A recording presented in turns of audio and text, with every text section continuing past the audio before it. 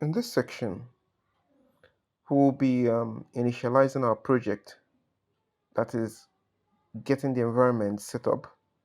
Since this is a JavaScript project and JavaScript projects run on Node.js engine, so we'll be using the npm command to initialize it. So I'm going to type npm init to initialize our project.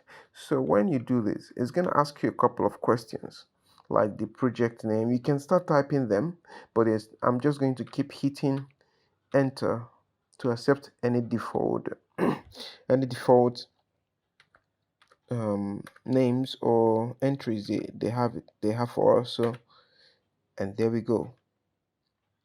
So this file, package.jsn file, has been created for us. So these are some of the questions that they initially asked us. So here we can actually edit them to what we want. So that's done.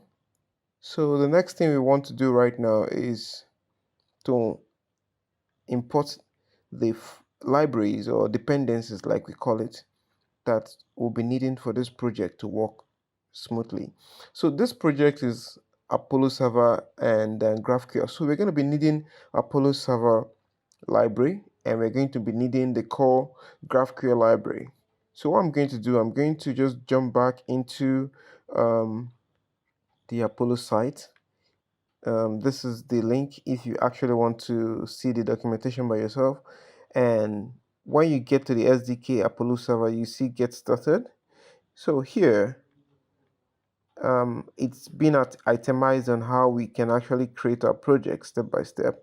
We've done a part of all this. So where my focus is right now is on the dependencies. So we are going to be installing the dependencies using this command. So here already you see the Apollo server library and the GraphQL library. So I'm going to copy this and we'll install it in our project. So to do that, we'll run it on our command line, okay, and we'll wait for it to install.